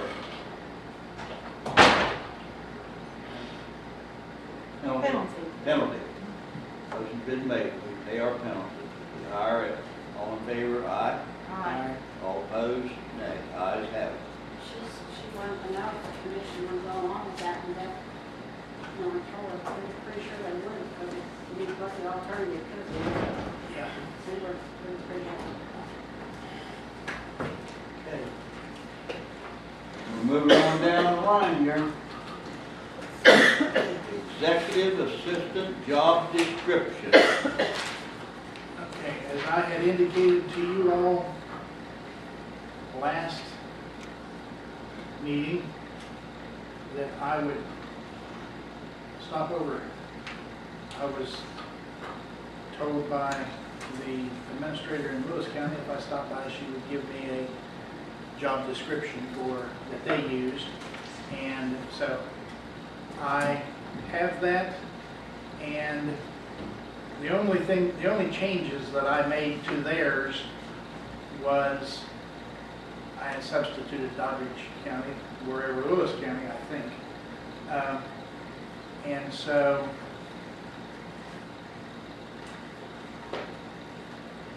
here's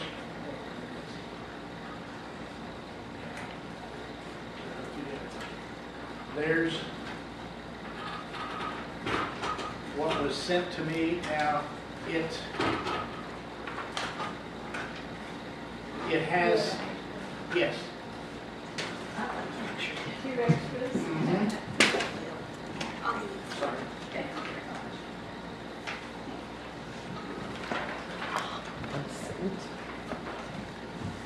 As you can see, there in the second sentence, it says supervision is given to the following department heads. We don't have a planning director, I don't think, or a facilities supervisor. But we can mark out those areas.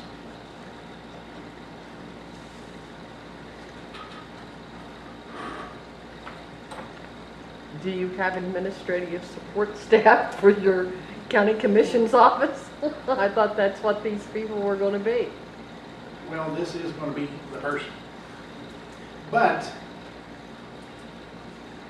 you never know. It may get to the point some of these days where you've got an administrator and an assistant administrator. So.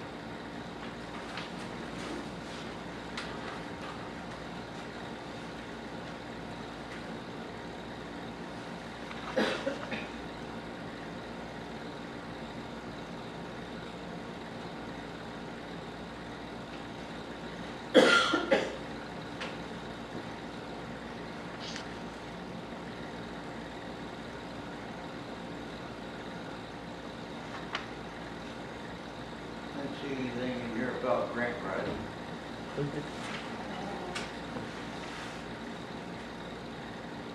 At number 11.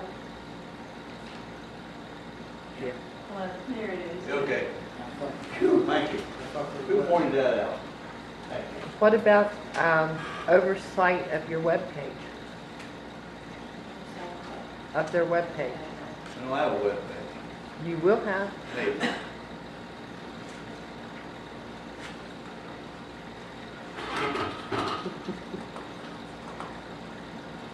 Well, I guess I have a question. Andrew, this other people get pipe up on this. Number 8. Prepares draft budget for review by county commission. I thought that was done by a deputy clerk. I thought that's what Beth did. Well, that's really not the budget. But then it ought to say that. Well, what I mean is, she prepares a form that has the previous year's budget, the amount that currently was spent through December 31st, and then the county commission's proposal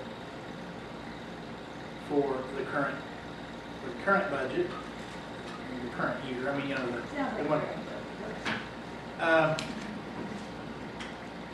It's just, it's got the. I provide the information, maybe, but. Right. So as their assistant, she could help them with the budget. Okay, all right. So that would be a clear delineation in your mind, okay?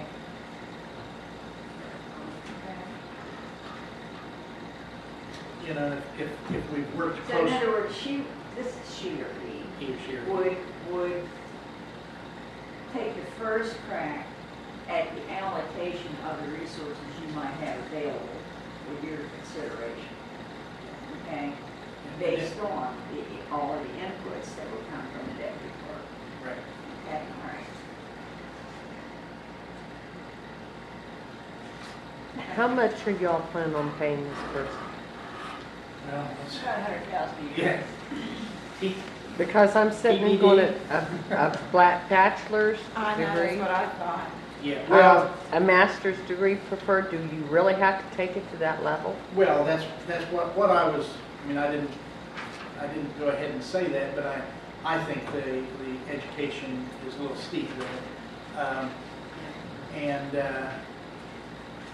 This, once again, this is Lewis County's job description.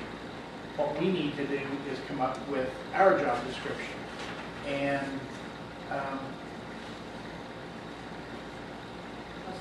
mean, that's something that would be required of any elected officials. So. well, true, but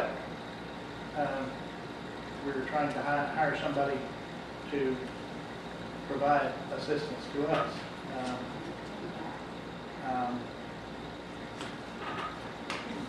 I need to ask, Freedom of Information Act, that is very broadly written. I assume those mean explicitly, specifically to the commissioners, because Beth gets a lot of Freedom of Information Act requests. So these are just specific to you. I would assume that's, like I say, here's what I would propose. Those of you who are interested,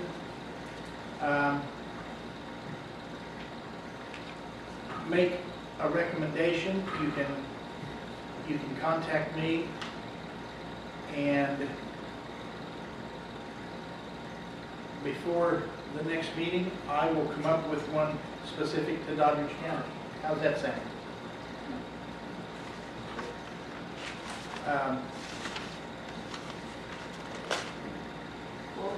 Does everybody have my email address? Now, what are we going through? Is there any place on here where it says tracks, deadlines, things that you're supposed to be doing? That's part of, if you read, Which one is it? if you go up here, I saw, Terminal agendas. it's to prepares the material to appear before the board, and it's covered. It's not specific. It needs to be a little more explicit in, commitments, Yeah. tracks commitments. Like I say, send me your recommendations, and I will incorporate them into a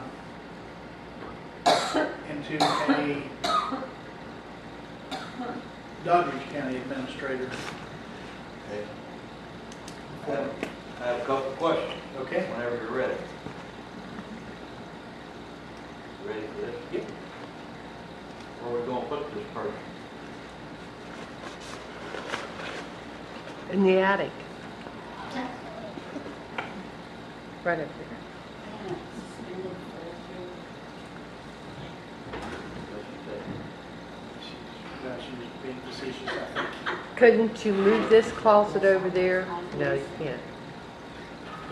I was gonna say move that closet over there and just put a desk right there, because you'll, Well, that was a suggestion that I made at one point in time, have them up here. Now, what we have to do with some of this stuff is another problem we'll have to. But if we, that would seem to be okay to me, until we can do something about finding, I mean, preferably, since they're going to be discussing things on the phone, it might not be a good idea, at least for a very long period of time, for them to be in here where all these abstractors are. well, this is your all's room, not the abstractor's room. I know that, I understand that.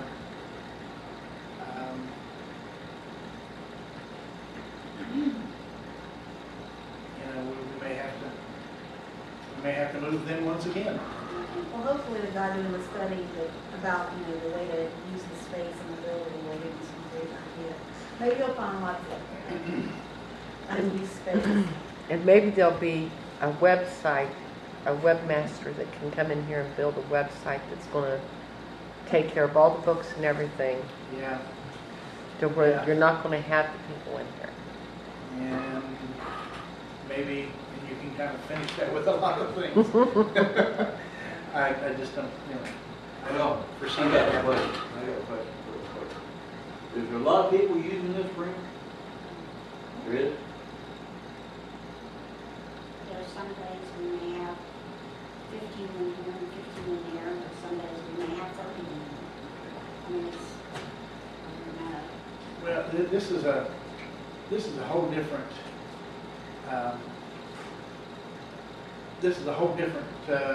subject, but